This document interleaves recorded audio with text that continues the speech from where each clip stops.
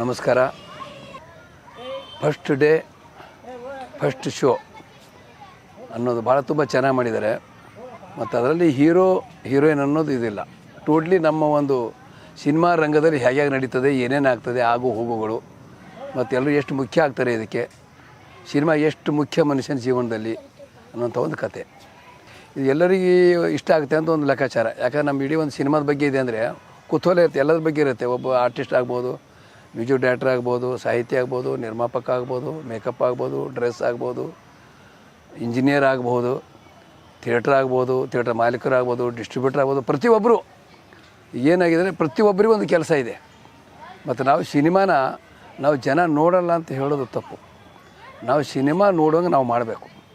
Present ನಮ್ಮ ಜನಗಳಿಗೆ ಏನು ಬೇಕಾಗಿದೆ, ಏನು ಕೊರತೆ ಇದೆ, ಏನು ನಮ್ಮಲ್ಲಿ ಕಡಿಮೆ ಆಗ್ತಾಯಿದೆ, ಅದು ನಾವು ಕೊಟ್ಟಾಗ ಅವರು ಖಂಡಿತ ನೋಡ್ತಾರೆ. ಯಾಕಂದ್ರೆ ನಾಟಕ ಕಂಪ್ನಿಯಲ್ಲೂ ನಾವು ಕೂಡ ಅದನ್ನೇ ಮಾಡ್ತೀವಿ. ನಾವು ಒಂದು ಕಡೆ ಎಲ್ಲೋ ಒಂದು ಕಡೆ ನಾವು ಜನ ನಗಲಿಲ್ಲ ಅಂತ ಯಾಕೆ ನಗಲಿಲ್ಲ ಅಂತ ವಿಚಾರ ಮಾಡ್ತಿದ್ವಿ. ನಾವು ಹೇಗೆ ನಗ್ತಾರೆ, ಏನು ಹೇಳಬೇಕು ಅದು ಭಾಳ ಮುಖ್ಯ. ಯಾಕಂದರೆ ದೇವರು ಅವ್ರಿಗೆ ಒಳ್ಳೇದು ಮಾಡಲಿ.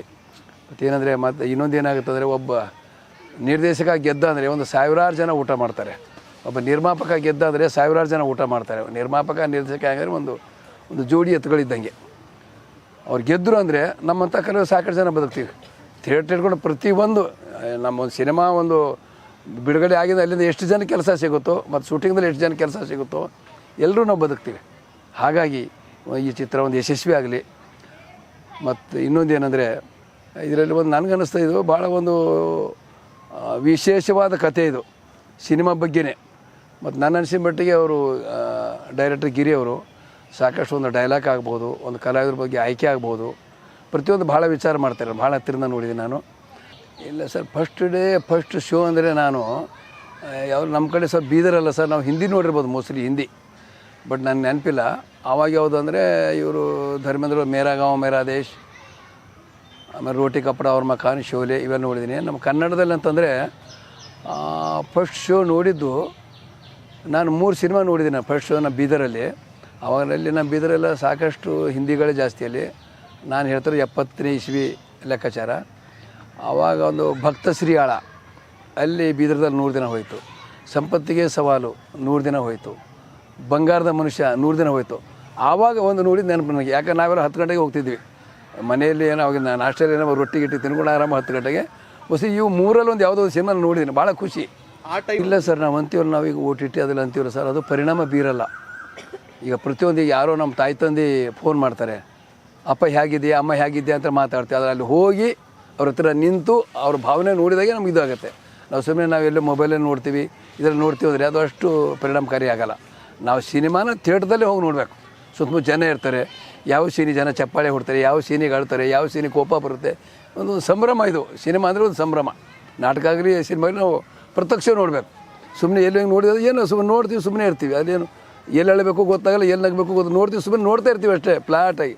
ಬಟ್ ಆ ಫೀಲ್ ಏನಾಗುತ್ತೆ ಅಲ್ಲಿ ಒಂದು 500-600 ಜನ ಏನು ನೋಡ್ಲಿಕ್ಕೆ ಬರ್ತಾರಲ್ಲ, ಒಂದು ಹೌದಲ್ವಾ, ಕರೆಕ್ಟ್ ಅಲ್ವಾ, ಮನುಷ್ಯರು ಖುಷಿ ಆಗ್ತಾನೆ.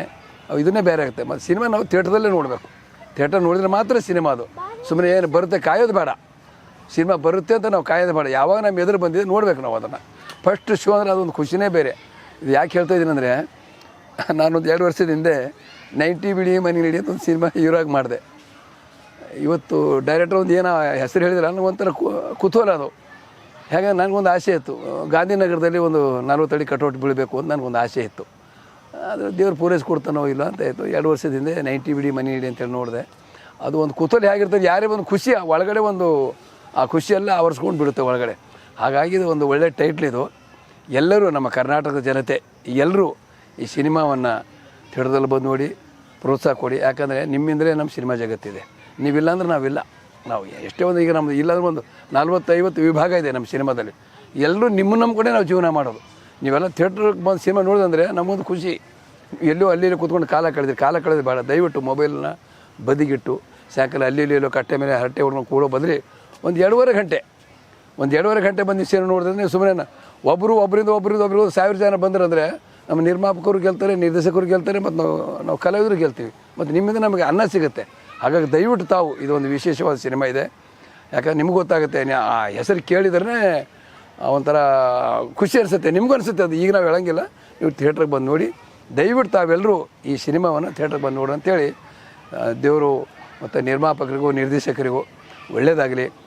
ಯಾಕಂದರೆ ಅವ್ರಿಗೆ ಒಳ್ಳೇದಾಯ್ತು ನಮ್ಮೆಲ್ಲರಿಗೂ ಒಳ್ಳೇದಾದಂಗೆ ದೇವರವರಿಗೆ ಆಯುಷ್ಯ, ಆರೋಗ್ಯ, ಭಾಗ್ಯ, ಕೀರ್ತಿ, ಸಂಪತ್ತು ಎಲ್ಲವೂ ಕೊಡಲಿ, ಸಿನಿಮಾ ಸಕ್ಸಸ್ ಆಗಲಿ ಅಂತ ಹೇಳ್ತಾ ನಾನು 2 ಮಾತು ಮುಗಿಸ್ತೀನಿ. ಜೈ ಹಿಂದ್, ಜೈ ಕರ್ನಾಟಕ ಮಾತೆ.